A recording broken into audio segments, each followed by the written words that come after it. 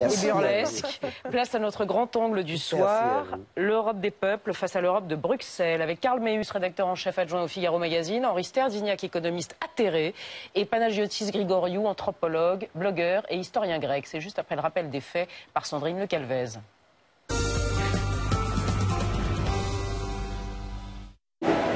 Des jets de pierre il y a quelques heures dans les rues d'Athènes. Au même moment, des manifestations dans 8 villes de France. Aujourd'hui, les Européens étaient dans la rue pour l'emploi et contre l'austérité. À Athènes, en milieu de journée, tapis rouge à l'aéroport pour Angela Merkel. Manifestation à l'extérieur. Une visite sous haute surveillance en Grèce pour la chancelière allemande. 6500 policiers ont été mobilisés. Symbole de rigueur, la chancelière cristallise les rancœurs d'un pays contraint depuis 3 ans à une cure d'austérité draconienne. Cet après-midi, Angela Merkel a salué les nombreux efforts consentis pour tenter d'apaiser les tensions. Ce n'est pas seulement Angela Merkel, mais aussi l'Union européenne dans son ensemble qui est responsable de la catastrophe dont nous sommes victimes. Alors que de nouvelles coupes budgétaires sont envisagées, les Grecs étaient dans la rue pour dire non au sacrifice. Pendant ce temps, en France, plusieurs dizaines de milliers de personnes manifestaient à Paris, Marseille, Lyon ou Rennes, à l'appel de la CGT pour protester contre la multiplication des plans sociaux et contre le traité européen adopté cet après-midi à l'Assemblée. On ne veut pas avoir une deuxième Grèce dans l'Europe. Il est plus que temps que les Français prennent en compte ce qui se passe réellement au niveau de notre pays. Il faut par exemple interdire des licenciements dans les entreprises qui ont des profits faramineux aujourd'hui. Partout en Europe, la grogne monte. Mais les manifestations peuvent-elles réellement influencer la politique de Bruxelles et des dirigeants européens pour qui l'équation est de plus en plus difficile? Respecter la discipline budgétaire sans se mettre l'opinion à dos. Karl Meus, bonsoir. Bonsoir. On l'a déjà dit, vous êtes rédacteur en chef adjoint au Figaro Magazine. À côté de vous, Panagiotis Grigoriou, bonsoir. Bonsoir. Vous êtes anthropologue, historien, vous êtes aussi blogueur économique de guerre, tenez-vous à préciser. Et demain, vous serez, pour ceux qui iront au cinéma, le fil conducteur, le fil rouge de ce documentaire de guerre, entre guillemets, qui s'appelle Chaos et qui sera en salle. Et à côté de vous, un économiste atterré. Bonjour. N'est-ce pas, Henri Sterdyniak. Bonsoir à tous. Donc, on rentre dans le vif du sujet. Aujourd'hui, en Grèce et en France, déjà, dans 8 villes, dont Paris, une manifestation à l'appel de Bernard Thibault, de la CGT, pour protester contre des signatures trahies et pour militer pour l'emploi et l'industrie. Alors, est-ce que ça veut dire que le gouvernement se moque des travailleurs, comme disait Georges Marchais, Henri Sterdyniak? Le gouvernement a été élu sur un certain programme qui comportait en particulier la renégociation du pacte budgétaire, qui comprenait aussi des mesures fortes pour l'emploi, pour empêcher les licenciements boursiers. Et assez naturellement, une partie du peuple de gauche s'estime déçue par le fait que le gouvernement va signer, faire ratifier le pacte budgétaire sans avoir effectivement obtenu de renégociation, avec un pacte de croissance qui est tout à fait insuffisant par rapport aux exigences de l'heure. D'accord. Et vous pensez que la CGT, il faut le rappeler, avait appelé à voter François Hollande pour la première fois depuis 30 ans à une élection présidentielle. Donc vous pensez que la CGT a été trahie par le gouvernement Hollande? Je ne dis pas qu'elle a été trahie, je dis qu'elle a été déçue. Elle a été déçue parce qu'elle s'attendait naturellement à ce que des mesures fortes soient mises en œuvre. Oui, C'est pas, on a besoin, compte tenu de la situation dans la zone euro, on a de toute évidence besoin d'une politique de rupture au niveau de la zone euro. Peut-être que la France n'a pas encore la capacité de l'imposer, mais on voit très bien que si on n'a pas une rupture dans la zone euro, on va à la catastrophe économique, financière et écologique. Vous n'êtes pas du tout d'accord. Est-ce que c'est pas plutôt analyse. la CGT qui a trahi François Hollande? On pourrait inverser, au fond. C'est François Hollande qui a été élu, hein. C'est pas la CGT. François Hollande qui a été élu, hein. mais la CGT a voté pour lui, vous l'avez rappelé. Et François Hollande, à la rentrée, nous dit on va organiser une grande conférence sociale, on va mettre tous les éléments du débat. Elle n'a toujours pas commencé, mais l'idée, c'est de dire ce que François Hollande essaye de faire, une social-démocratie à la française. On met les syndicats autour de la table avec le patronat, le gouvernement, et on essaye de trouver un compromis. Que fait la CGT? Je sais que c'est très difficile de changer les habitudes. Ah bah une bonne vieille manifestation. Et ça peut changer quoi, justement, cette manifestation? Elle peut servir à rien quoi? du tout. Ça À quoi ça sert? Ça sert à Bernard Thibault essayer de montrer ses petits bras musclés en disant, regardez, c'est quoi le thème de la mobilisation? Pour l'emploi. Je pense qu'autour de cette table, on est tous pour l'emploi. Enfin, je connais personne qui serait non, moi je suis contre l'emploi.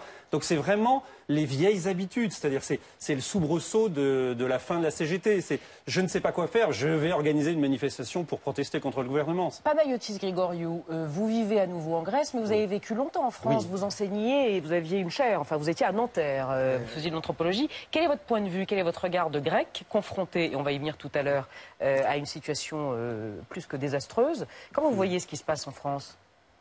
Je pense que en France, nous sommes le pays est dans une situation qui serait au conditionnel évidemment équivalente à la situation grecque ou peut-être plutôt italienne ou espagnole en 2010. C'est-à-dire? C'est-à-dire, ce que j'entends d'ici, pas seulement les médias, mais de mes amis français, et ce sont des amis de très très longue date, Oui. puisque j'ai vécu ici pendant 20 ans, donc ce n'est pas un pays que je ne connais pas. Il y a la peur de la crise, il y a certainement une certaine crise, déjà, on a des signes, mais sauf qu'en Grèce, et certainement en Italie, ce n'est plus la crise. C'est-à-dire? C'est quoi? C'est après-crise?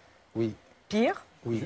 Mais justement, vous évoquez des situations dans d'autres pays européens. C'est intéressant. Je voudrais attirer votre attention juste sur un sondage qui a été publié ce matin dans le journal Les Échos, un sondage de l'Institut BVA sur justement la façon dont les peuples européens jugent les politiques économiques de leurs gouvernements respectifs. Et quand on regarde ce sondage, on s'aperçoit que majoritairement les peuples dans les différents pays condamnent les politiques économiques conduites par leur gouvernement. Si on fait le total des très mécontents et des assez mécontents, on s'aperçoit que ce taux atteint 71% en Italie et 82% des Espagnols condamnent la politique conduite par Mariano Rajoy. Et on voit qu'il y a à peu près qu'Angela Merkel qui s'en sort, mais encore, c'est pas glorieux. Et pendant que ces gouvernements européens sont condamnés dans les sondages par leur peuple, pour ce qui concerne le cap économique, les mêmes gouvernements ratifient le fameux traité budgétaire européen en catimini, si j'ose dire, enfin en tout cas dans leurs parlements respectifs, mais aucun des 15 États qui a déjà ratifié le gouvernement n'a convoqué un référendum. Est-ce qu'on peut continuer longtemps comme ça, c'est-à-dire à construire l'Europe et l'Europe de l'austérité, en tout cas d'après les opinions, sans les peuples, voire contre les peuples? Carméus. C'est une excellente question. Évidemment, non. Il y a un moment où il faut se poser la question de savoir est-ce qu'on fait encore ça contre les peuples. Non. Dans les tableaux, Pensez là où qu'il c'est faudra un cruel... référendum en France, par exemple, sur le traité?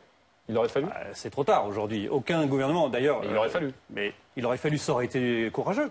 Mais en même temps, le référendum de 2005 a montré que quand on pose une question, fut-elle intelligente sur le référendum, les Français, et comme tous les acteurs, ne répondent pas à la question. Ils répondent à l'homme politique. Les Français ont répondu à la question. Ah en non, 2005, les Français ont répondu précisément à la question selon laquelle ils ne voulaient pas l'Europe telle qu'elle se construisait actuellement. Bien sûr, il est très difficile de définir une alternative, mais on voit bien que la situation actuelle, avec la Banque centrale indépendante, avec un traité budgétaire qui va priver tous les pays de la moindre capacité à avoir une politique budgétaire autonome, elle est extrêmement dangereuse parce que les peuples vont avoir l'impression qu'il n'y a pas de choix politique. On a bien vu en Espagne, il n'y a pas eu de choix qui a été offert aux Espagnols. En Grèce, le choix, ça a été soit effectivement on approuve des politiques d'austérité épouvantables, soit on quitte la zone euro. Donc le risque, c'est que partout monte en Europe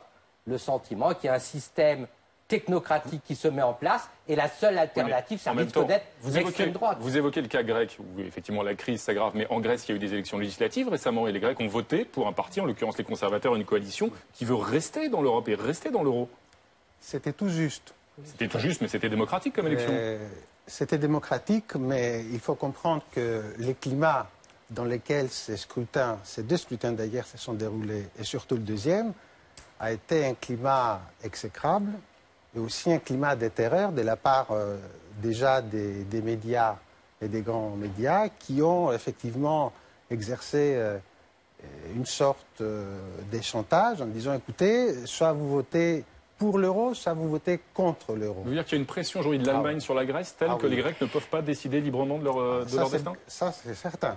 La Grèce n'est plus un pays qui décide, je dirais, d'une manière souveraine.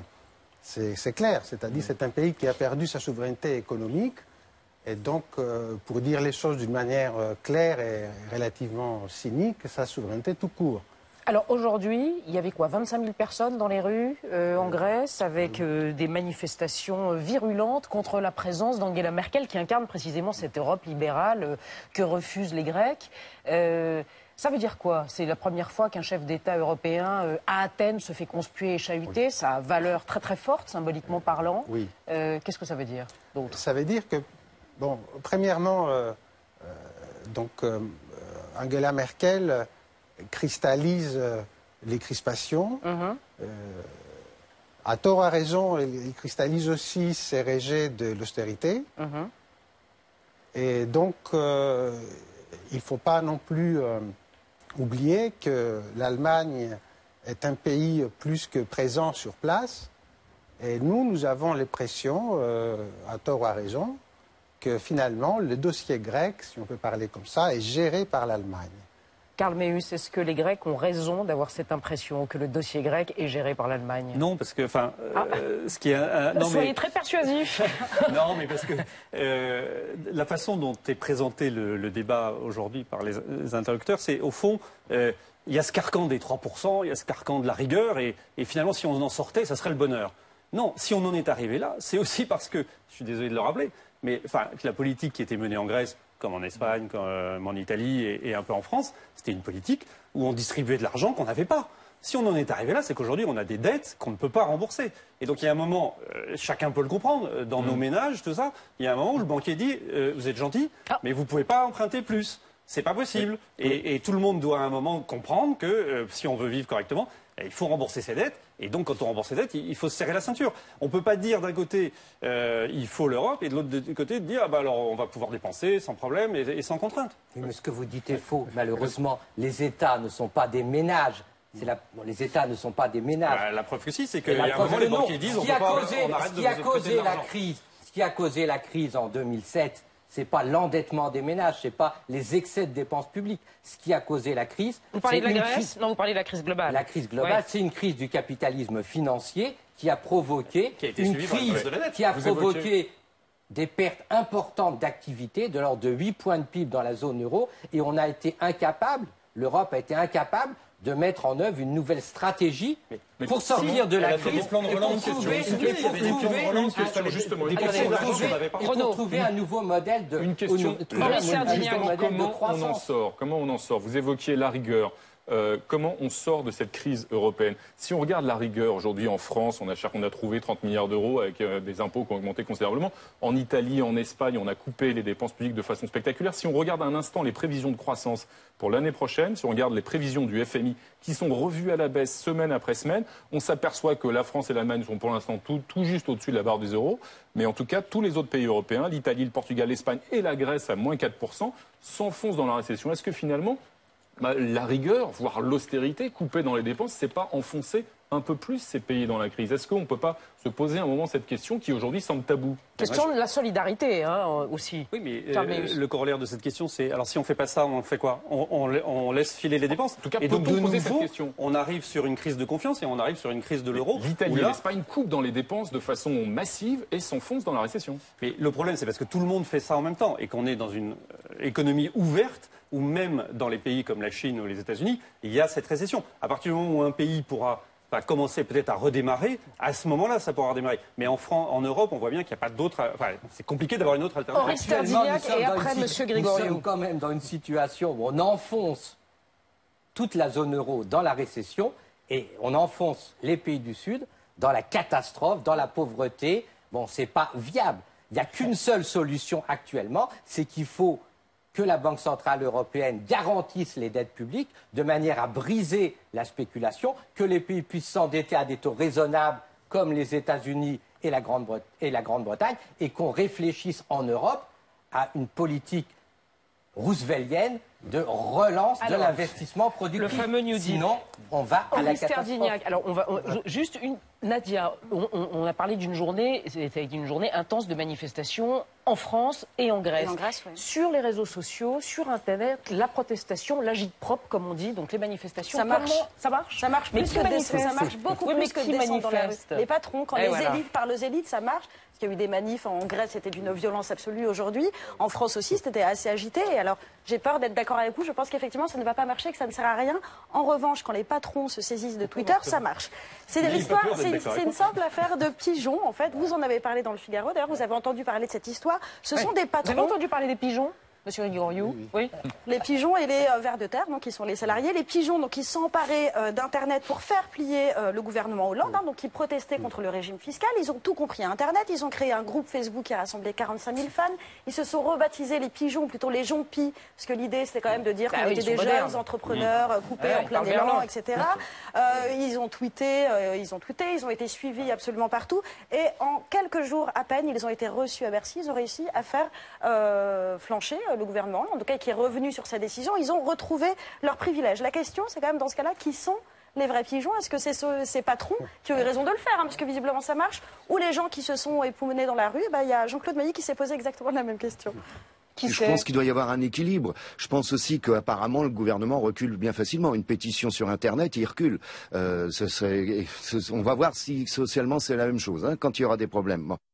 Oui, je crois que le secrétaire général de FO, il est visionnaire. Je pense que ça ne va pas avoir le même effet la journée de manifestation aujourd'hui que ce qui s'est passé sur Internet, qui est quand même hallucinant. Mais pourquoi? C'est parce que c'est un fait, malheureusement, le salarié ne peut pas partir à l'étranger. Alors que l'entrepreneur, si on lui dit ça va être très compliqué pour vous de travailler, ça va être très compliqué de créer une entreprise. Ça va être oui, lui part à l'étranger, mais le salarié... le patron part à l'étranger. Les salariés, ils partent à l'étranger. Oui, mais contraint. C'est délocalisation de travail. Alors que nous perdons des dizaines de milliers de gens. Vous perdez des dizaines de jeunes diplômés et de gens qui partent. Qui sont des gens très qualifiés. Les artistes. Les artistes. Les jeunes ingénieurs, etc. Moi, je connais des cas d'ingénieurs qui travaillent en France et qui sont partis récemment. Je connais des cas d'artistes qui étaient à l'Opéra national d'Athènes et actuellement sont en Allemagne et d'ailleurs bien accueillis. Et donc nous perdons, non, mais il faut le dire. Une question que je voudrais vous poser à tous les trois pour qu'on avance un peu. Quand les populations, les peuples ont le sentiment de ne pas être écoutés, d'être floués ou d'être trahis, quid de ces éventuelles montées des extrêmes, de ce désenchantement qui peut conduire au populisme, comme on voit dans déjà différents pays d'Europe, notamment en Grèce avec Aube Dorée. Qu'est-ce que vous en pensez? Quel est votre diagnostic à tous les trois? Karl Meus, pour commencer. Le problème, c'est qu'aussi, c'est la faute des hommes politiques. C'est-à-dire que dans une campagne électorale, ils pensent qu'ils peuvent tout promettre. Et pour rebondir sur ce qui a été dit tout à l'heure, c'est vrai que François Hollande avait dit « je renégocierai ce traité ». Et une partie des électeurs ont cru quand il disait ça. Sauf que le résultat aujourd'hui, on le voit, c'est non seulement il n'a pas renégocié, il a apporté un volet croissance, mais qui existait déjà. Et juridiquement, d'ailleurs, le Premier ministre l'a dit, ce traité n'a pas été renégocié. Et en plus, on voit bien, la communication qui a eu lieu aujourd'hui du gouvernement est un peu particulière. Le jour du vote à l'Assemblée nationale, François Hollande est à la Sorbonne pour parler d'éducation.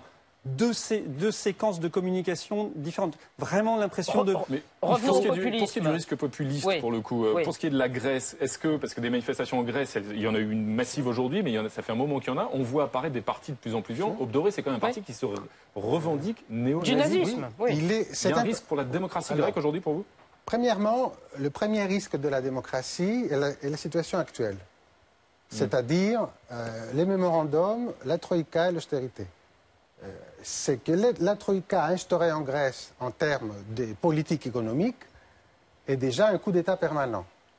Il y a un gouvernement légitime en Grèce aujourd'hui qui applique cette politique. Ce n'est pas un gouvernement légitime puisqu'on connaît les processus suivant lesquels ce gouvernement a un peu basé son assise. Je vais dire par là que... Vous en dites trop ou pas assez, là? Oui. Je vais vous dire quel est le fond de ma pensée. Oui. L'affaire a commencé en 2009. Donc il y a un gouvernement qui est élu sur un programme qui n'avait rien à voir avec ce qui s'est passé ensuite. Et après, il y a eu toute une série d'affaires politiques. Ce que disent les Allemands de longue date, et ils n'ont peut-être pas totalement tort, c'est que les gouvernements grecs, Karamanlis pour la droite ou Papandréou pour la gauche, ont triché, ont maquillé les comptes pendant des années aussi. gouvernement précédent. Bon, cette histoire du maquillage des comptes est une histoire plus ou moins parallèle. Mais réelle. Qui pèse entre dans la situation. Plusieurs pays, évidemment. Mais lorsque je parle d'un coup d'État permanent, c'est déjà que le mémorandum renverse la démocratie. Le mémorandum n'est pas conforme à la Constitution. Et donc, ça, c'est la première anomalie. Il faut comprendre une chose. À partir du moment où vous ouvrez la porte de l'anomalie, vous l'ouvrez de cette façon-là, tout en se disant démocratique, et par la suite, vous avez de l'autre côté, c'est-à-dire à l'autre bout, une certaine aube dorée, qui est d'ailleurs une caricature de ce qu'on connaît parfois en termes des partis d'extrême droite, c'est-à-dire c'est vraiment une sorte un parti groupuscule qui finalement émerge dans cette situation. Panayotis Grigoriou, je propose juste un petit retour en arrière.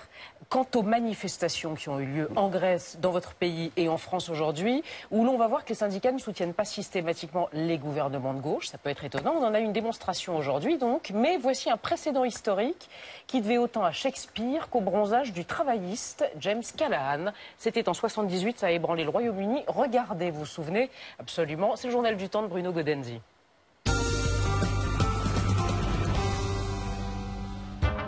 Malgré un gouvernement socialiste, la France doit faire face à une journée de grève. Un épiphénomène ou un mouvement qui peut prendre de l'ampleur, car la gauche n'a pas toujours été servie par les syndicats, au contraire. Au Royaume-Uni, 1978. Pour contrer une crise inflationniste doublée d'une forte hausse du chômage, le gouvernement très travailliste James Callaghan se résout à bloquer les salaires. Désormais, ils ne pourront être augmentés de plus de 5%. Une première grève éclate aussitôt, celle des camionneurs. Avec les routiers, c'est ce qu'on nommera le terrible hiver du mécontentement qui est sur le point de commencer. Car dans un pays où 80% des marchandises circulent par la route, leur action bloque tout. Première conséquence, 1 million de travailleurs sont mis à pied temporairement. Rentré d'un sommet en Guadeloupe, Callaghan répond dans une interview bronzé et détendu « Je ne crois pas qu'il existe un chaos croissant. Erreur gravissime, ni une ni deux, les ambulanciers se mettent en grève à leur tour, que l'armée assure les urgences à partir de maintenant. » C'est une autre grève qui choquera le plus les Britanniques lorsque les fossoyeurs de Liverpool rejoignent le mouvement. Les cercueils s'amoncellent, on envisage carrément la possibilité de jeter des corps à la mer.